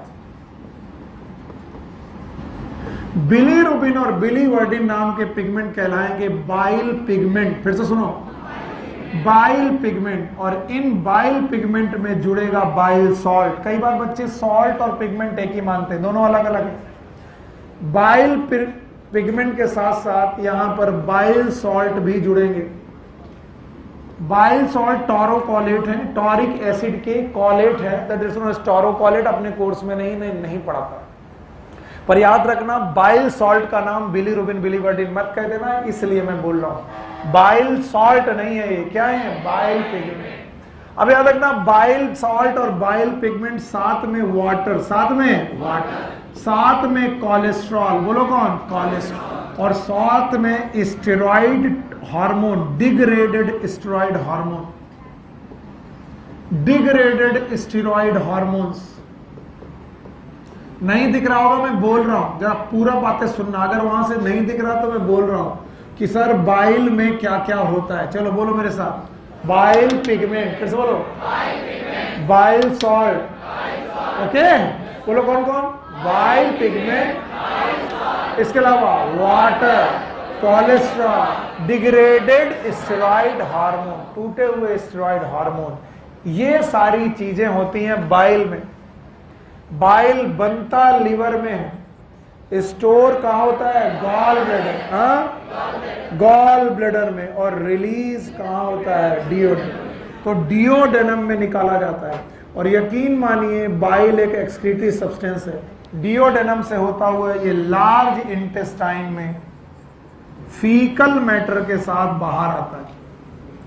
तो कई बच्चे मुझसे कहते हैं फिर तो सर ये इजेशन हुआ। मैं कहता हूं ये इजेशन नहीं हुआ।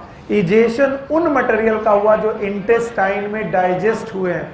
ये डाइजेस्ट नहीं हुआ, ये आरबीसी के टूटने की वजह से बना था। हां, छोड़ा कहां गया? इंटेस्टाइन।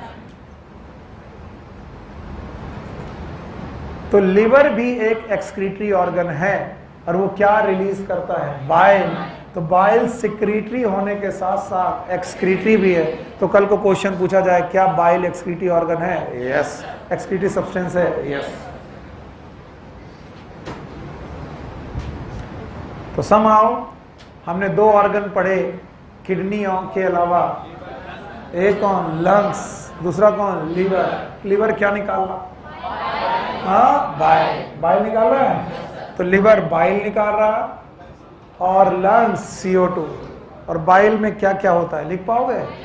बोलो क्या होगा? Bile pigment, bile salt, water, cholesterol, degraded. कहां बनेगा? कहां स्टोर होगा? कहां छोड़ा जाएगा? डिओडेनम। फीकल मैटर के साथ बाहर आएगा। ये भी एक एक्सक्रीटिव ऑर्गन है। ये बात और है कि बाइल के बिना ना तो फैट का डाइजेशन होगा, ना तो फैट का एब्जॉर्प्शन होगा। नींद आ रही है? हाँ, यस सर, क्या करेंगे?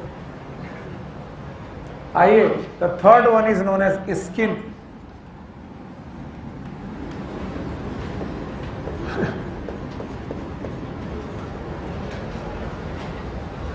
बोलते हैं स्किन में दो प्रकार की ग्लैंड है, एक का नाम है स्वेट ग्लैंड, बोलो क्या नाम, स्वेट,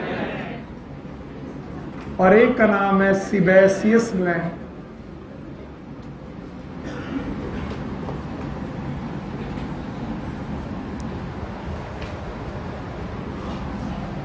प्रतीक, स्वेट माने मीठा,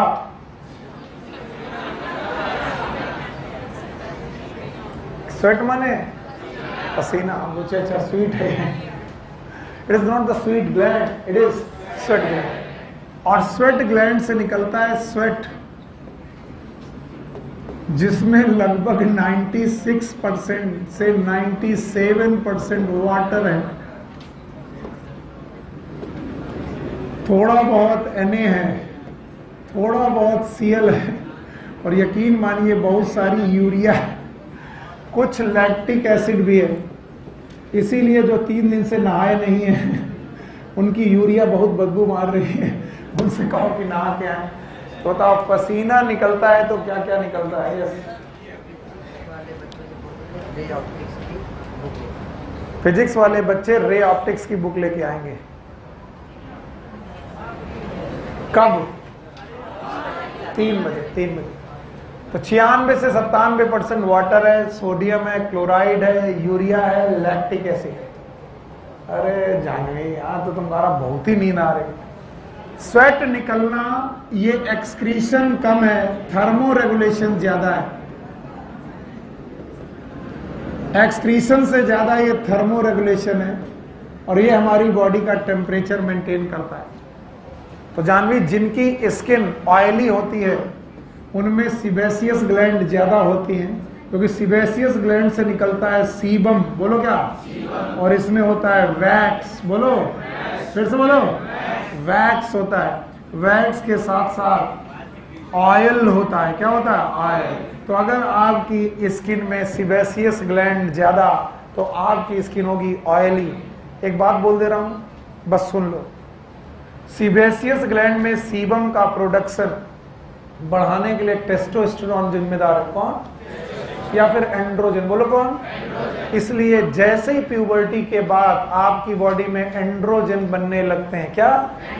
वैसे ही बेटा मुहासे होने लगते हैं। कारण क्यों? क्योंकि सीबेसियस ग्लैंड से खूब सारा सीबम निकलता है और इस पे बैक्टीरिया ग्रो करने लगते हैं, और बैक्टीरिया ग्रो करने की वजह से इन्फेक्शन होने लगता है।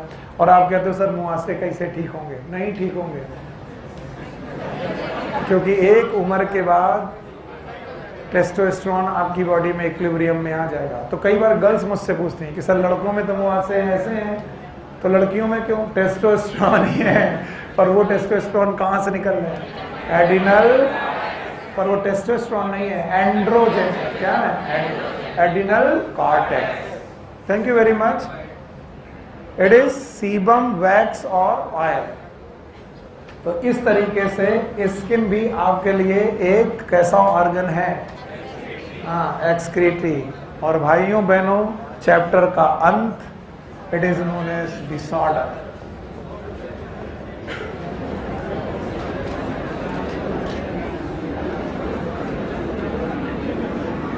ये बात मैंने देखी आज करके, केवल अगर पढ़ने और पढ़ाने से मतलब रखा जाए तो 1.5 घंटा 2 घंटा भी बहुत होता है। सही है। अब मैं अपनी आदतें बदल दूंगा, ना डांटूंगा, ना कुछ मारूंगा, ना पूछूंगा। पूछेंगे, मैं डांटे मारे नहीं, अच्छा नहीं लगता है। अब एक बार पापा भी डांट रहे, मम्मा भी डांट रही, जहां से आए वहां भी डांट रहे, आप भी डांट रहे। Disorders of renal system. मैं आपकी बुक में रीनल सिस्टम के डिसऑर्डर को उल्टी तरीके से पढ़ाऊंगा। सबसे बाद कौन लिखा है? ग्लोमेरुलोनेफ्राइटिस। तो first of all glomerulonephritis.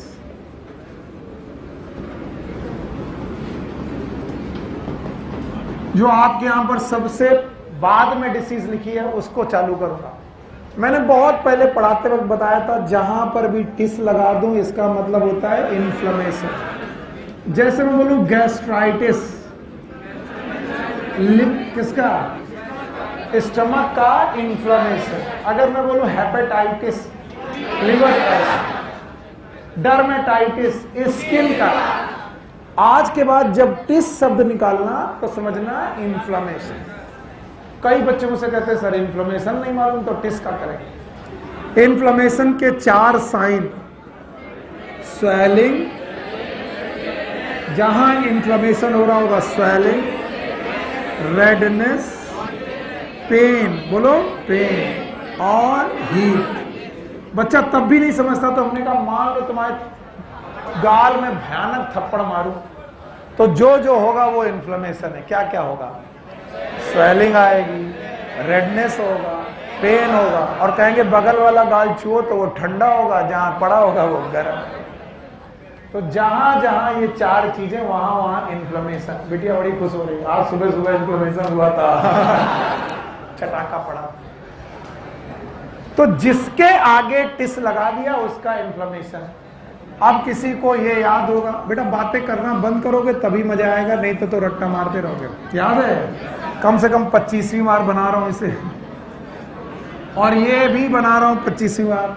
Efferent, efferent, और ये ग्लोमेरुलस। फिर से बोलो भाइयों बहनों मेरे बच्चों, अगर ग्लोमेरुलस का हो जाए इन्फ्लेमेशन, और ये इन्फ्लेमेशन इन्फेक्शन की वजह से होगा। किसकी वजह से? इन्फेक्शन। कोई बैक्टीरिया या कोई वायरस या कोई दूसरा ऑर्गेनिज्म ग्लोमेरुलस तक आ जाए, सुन लो बेटा, हो सकता काम ही आ जाए।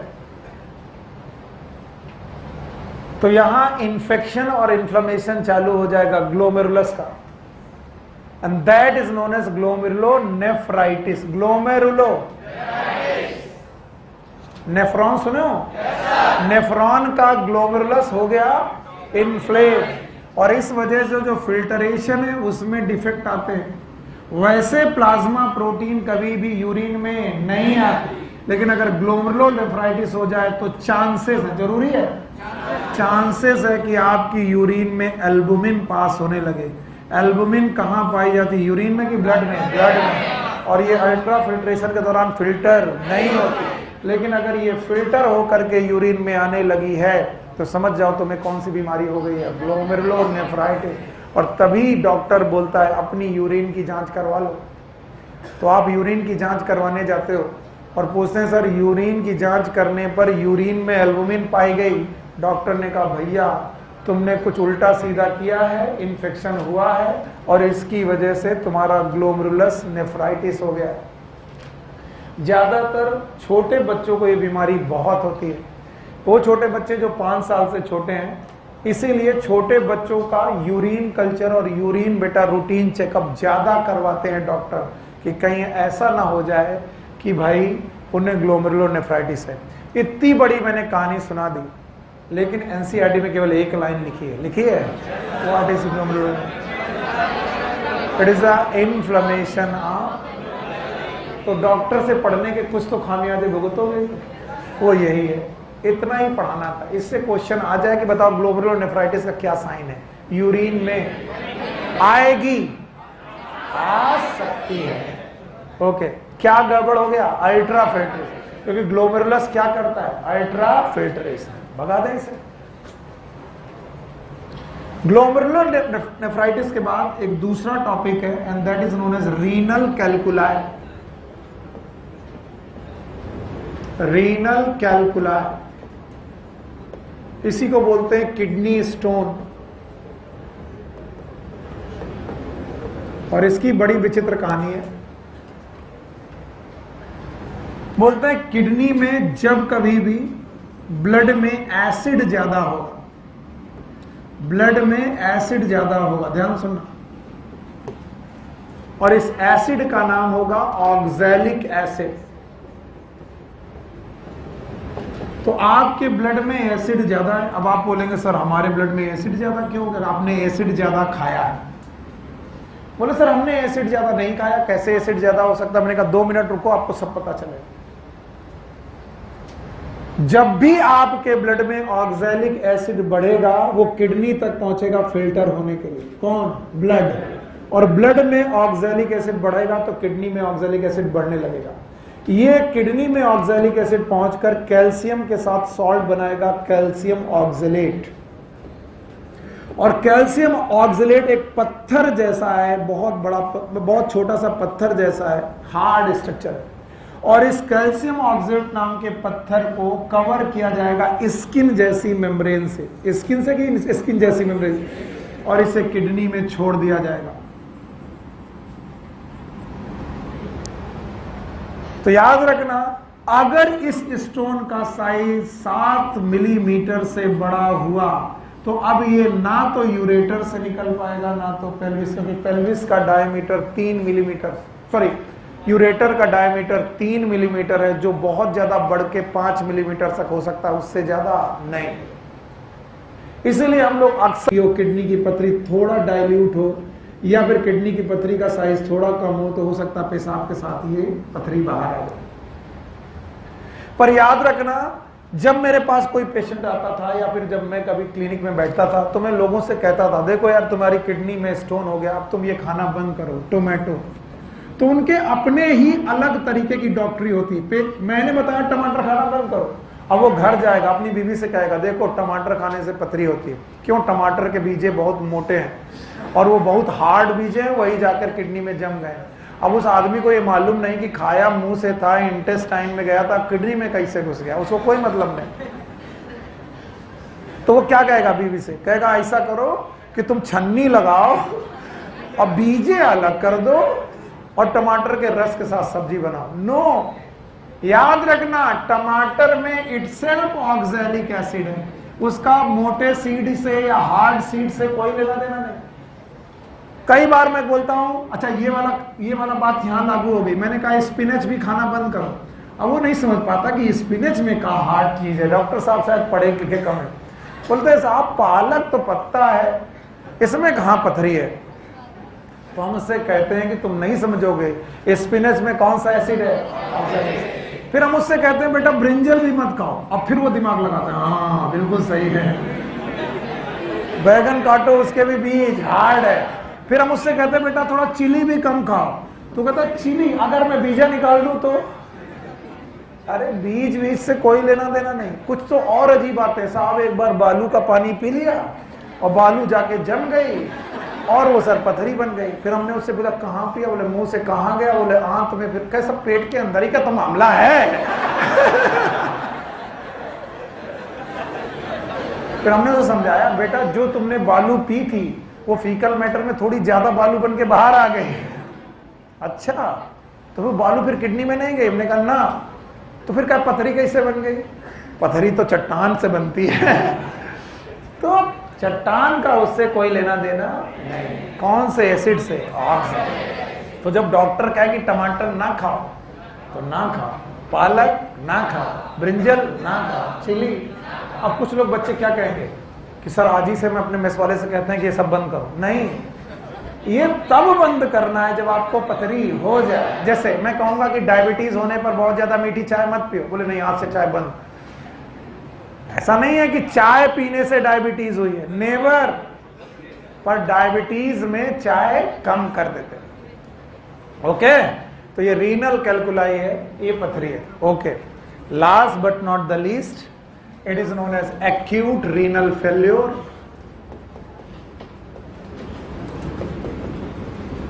किडनी फेल हो गई।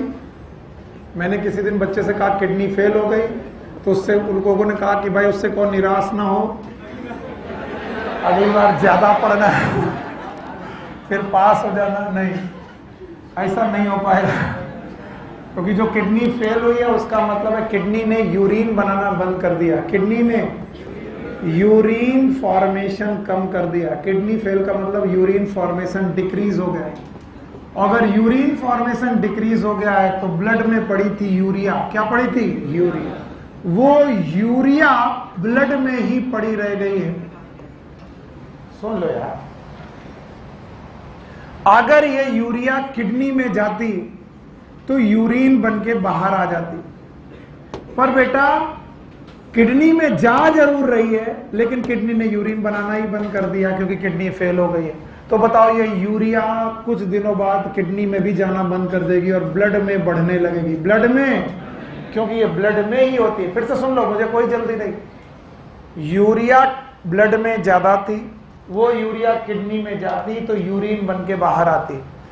पर किडनी में यूरिन तभी बनता जब किडनी अच्छा काम कर रही होती। अचानक आपको किसी वजह से किडनी फेल हो गई या इन्फेक्शन की वजह से किडनी फेल हो गई, तो जो ब्लड जा रहा था वो यूरिन बना पा रहा कि नहीं? नहीं।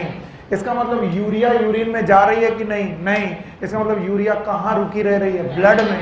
और ब्लड में अगर यूरिया रुकी रह रही है, इसका नाम है यूरीमिया। मिया मतलब with respect to blood. Blood में कुछ भी बढ़ जाए it is emia, and that's why it is known as uremia. तो आपकी बॉडी में यूरीमिया होती जा रही है। मुझे नहीं समझ में आया यूरीमिया क्यों हुई? हाँ? क्योंकि किडनी क्या हो गई? फेल। तो जो यूरिया कहाँ होनी चाहिए थी? ब्लड में। वो ब्लड से यूरिया कहाँ नहीं गई? यूरिन में। इसका मतलब ब्लड में यूरिया बढ़ गई और इसका नाम क्या होगा? यूरीमिया। और ये यूरीमिया आपकी डेथ तक कर सकती है। तो बोलते हैं क्या उपाय है? बोलते हैं अगर किडनी काम नहीं कर रही है तो आर्टिफिशियल किडनी से काम कराओ। किससे? आर्टिफिशियल किडनी से काम चलाओ। और आर्टिफिशियल किडनी में हीमोडायलिसिस नाम का प्रोसेस किया जाएगा। बोलो क्या? हीमोडायलिसिस। हीमोडायलिसिस, ब्लड की डायलिसिस किया जाएगा। और इसीलिए आर्टिफिशियल किडनी का दूसरा नाम हीमोडायलाइजर। बोलो क्या नाम? हीमोडायलाइजर। कैसे करते हैं डायलिसिस, कैसे करते हैं, इसका पूरा का पूरा एक पैराग्राफ दिया है। मैं उसे डायग्राम से बनाने की कोशिश करूंगा। पहले इतना समझ लो, अगर किडनी फेल हो गई है तो क्या बनना बंद? यूरिन बनना बंद। तो बताओ यूरिया यूरिन में निकलनी, यूरिया यूरिन में निकलनी बंद, तो यूरिया ब्लड में बढ़ गई। अगर यूरिया ब्लड में बढ़ गई तो ब्लड में क्या हो गया? यूरीमिया। यूरीमिया आपको डेथ तक कर सकती है। तो यूरीमिया को रोकने के लिए आपको आर्टिफिशियल किडनी यूज करनी पड़ेगी। 5 मिनट ध्यान से सही से सुनो बेटा, उसे बोलो और ध्यान से सुनो। 5 मिनट बाद मैं छोड़ रहा हूं। कहते हैं कि सबसे पहले आप अपनी कन्वीनियंट आर्टरी में जाइए। सबसे कन्वीनियंट आर्टरी आपके पास यही मिलती है डॉक्टर्स को। प्लीज इसे अंगूठा ही समझिए। इस आर्टरी का नाम है रेडियल आर्टरी। बोलो क्या नाम है? Radial artery. और यहीं पर एक वेन भी है जिसका नाम है रेडियल वेन। बोलो क्या नाम? Radial when. रेडियस की तरफ की आर्टरी, रेडियस एक बोन होती है, उसकी तरफ की artery that is known as radial artery. थोड़ा और इधर होती है, उतनी दूर तो नहीं होती, सॉरी। Radial artery. तो आप अपनी बॉडी का पूरा ब्लड रेडियल आर्टरी के द्वारा बाहर निकालते हैं और इस ब्लड को आप एक आर्टिफिशियल किडनी के अंदर डालते हैं। इस आर्टिफिशियल किडनी के अंदर सेलोफेन नाम के यानी सेलुलोज जैसे मटेरियल के क्वाइल ट्यूब पड़े हैं। बुक ने केवल लिखा है, मैं बना रहा हूं तो बहुत ध्यान से सुनो। सेलोफेन नाम के ट्यूब पड़े होते हैं। सेलोफेन सेलुलोज जैसा मटेरियल होता है। और आप अपना पूरा ब्लड इसी ट्यूब के अंदर डाल देते हो। ये रहा वो ब्लड। इस ब्लड में यूरिया और नाइट्रोजनस वेस्ट बहुत ज्यादा है। अब क्या करते हैं, सेलोफेन जिस डिवाइस में आपने रखा है उस डिवाइस को आपने भर के रखा है with the plasma like fluid.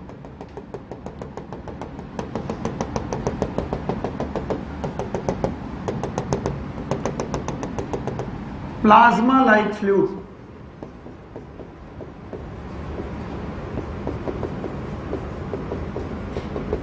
याद रखना, आने वाला भी ब्लड प्लाज्मा ही है और बाहर भी। अरे यार, ब्लड के साथ ब्लड प्लाज्मा आ रहा होगा और बाहर भी ब्लड प्लाज्मा ही है। लेकिन जो तुमने फ्लूइड भरा है it is without nitrogenous waste. जो फ्लूइड भरा है इसमें नाइट्रोजनस वेस्ट, लेकिन जो ब्लड आ रहा है इसमें ब्लड प्लाज्मा के साथ साथ बेटा नाइट्रोजनस वेस्ट है। अब ध्यान सुनो, दोनों तरफ NaCl बराबर, दोनों तरफ क्लोराइड बराबर, Na बराबर, वाटर बराबर, सब कुछ बराबर, केवल क्या ज्यादा? हाँ, कहां? हाँ, ब्लड में। तो ब्लड में क्या ज्यादा? हाँ, नाइट्रोजनस बेस। बाकी सब कुछ जैसा ये है, इसके अंदर भी प्लाज्मा है, यहां पर भी ब्लड का प्लाज्मा ही आ रहा, क्योंकि तुमने रीनल आर्टरी आपने रेडियल आर्टरी से ब्लड ही डाला है, तो ब्लड प्लाज्मा ही जा रहा है। लेकिन बाहर भी प्लाज्मा ही है, अंदर भी प्लाज्मा, बाहर भी प्लाज्मा, दोनों प्लाज्मा एक जैसे, एक्सेप्ट अंदर वाले प्लाज्मा में नाइट्रोजनस बेस ज्यादा और यहां पर नाइट्रोजनस बेस नहीं है, तो डिफ्यूजन होगा। क्या होगा? नाइट्रोजनस बेस अपनी हायर कंसेंट्रेशन से बाहर, और किसके द्वारा? सेलोफेन। और सेलोफेन एक सेलुलोज लाइक मेम्ब्रेन है, इसलिए नाइट्रोजनस वेस्ट निकलने लगेंगे आपके ब्लड से, और ब्लड से निकल करके इस भरे हुए प्लाज्मा लाइक सब्सटेंस में आने लगेंगे। इसका मतलब ब्लड से नाइट्रोजनस वेस्ट, ब्लड से नाइट्रोजनस वेस्ट बाहर, हाँ बाहर, कहां पर? Plasma, plasma like substance. इसका मतलब ये ब्लड क्या हो गया? प्योर, क्योंकि ब्लड में क्या ज्यादा था? यूरिया और नाइट्रोजन वेस्ट। अब ये जो ब्लड बचा, इस ब्लड को तुमने वापस रीनल वेन में, वापस आपने रेडियल वेन में डाल दिया। बताओ, एक तरफ से ब्लड निकला, आर्टिफिशियल किडनी में डाला, वापस डाल दिया, निकाला किससे? आर्टरी से, डाला किसमें? वेन में। और बताओ, बीच में प्यूरिफाई हो गया, और जिस जगह प्यूरिफाई हुआ उसी का नाम है आर्टिफिशियल किडनी। जिसको भी दिक्कत हो रही है फिर से सुन लो, आर्टिफिशियल किडनी में सेलोफेन नाम के ट्यूब हैं, साथ में एक प्लाज्मा लाइक फ्लूइड भरा हुआ है, जिसमें ब्लड प्लाज्मा डाला जा रहा है। किसमें? प्लाज्मा लाइक फ्लूइड में कि ट्यूब में? ट्यूब में। तो बाहर, अंदर भी प्लाज्मा, बाहर भी प्लाज्मा। अंदर वाले में यूरिया नाइट्रोजनस बेस ज्यादा, बाहर वाले में है कि नहीं है? तो बताओ, कहां पर नाइट्रोजनस बेस ज्यादा? ब्लड में। तो ब्लड में से हाइयर कंसंट्रेशन से लोअर कंसंट्रेशन की तरफ क्या है? यूरिया। तो यूरिया कहां से बाहर आने लगी? ब्लड से। ब्लड क्या होने लगा? प्यूरिफाई। वापस कहां भेज दिया गया? कौन सी आर्टरी? किस में? रेडियल। और ये गंदा फ्लूइड कलेक्ट किया गया, इस गंदे फ्लूइड को कलेक्ट किया गया एक बर्तन में। तो जितना ज्यादा गंदगी होगी, फ्लूइड यहाँ कलेक्ट होता रहेगा, और इस वजह से प्लाज्मा लाइक फ्लूइड कम होने लगेगा। इसलिए फ्रेश प्लाज्मा बोतलों से बेटा भरा जाता रहा। तो यहां से आप फ्रेश प्लाज्मा भेजते रहे, फ्रेश प्लाज्मा बीच में पड़ा रहा, गंदा प्लाज्मा कलेक्ट होता रहा है, इसमें नाइट्रोजनस वेस्ट बढ़ते रहे। वो जो नाइट्रोजनस वेस्ट आए थे सेलोफेन ट्यूब से होते हुए, फेलोपियन ट्यूब से होते हुए डायलिसिस के द्वारा, किसके द्वारा? डायलिसिस। इसी को बोलते हैं डायलिसिस के द्वारा बाहर निकलते रहे, वापस वेन में छोड़ दिए गए। कहां से निकाले गए? आर्टरी। कहां डाले गए? वेन। अगर आपके पास 2 मिनट हो तो मैं पढ़ दूं, ताकि आपको ये लगे कि सर ने कहीं अपने मन से तो डॉक्टरी नहीं झाड़ी। हाँ देखो भाई, malfunctioning of the kidney can lead to accumulation of urea in blood. A condition is called as uremia, which is highly harmful and may lead to kidney failure. In such patient, urea can be removed by the process called as hemodialysis. क्या हो रहा है ये? Hemodialysis. During the process of hemodialysis, blood drained from the convenient artery. मैंने नाम लिख दिया, बोलो. Radial artery. रेडियल आर्टरी से तुमने ब्लड ड्रेन कर लिया. देखो एक लाइन हो गया. Blood drain from the convenient artery and pump into dialysing unit known as artificial kidney. What it is? Artificial kidney है ये, इसके अंदर डाला. आगे सुनो. Kidney blood drained from the convenient arteries pump into dialyzing unit after adding anticoagulant. जब blood डाला गया तो क्या डाला गया? Heparin. why it is heparin? it is anticoagulant. yes, anticoagulant.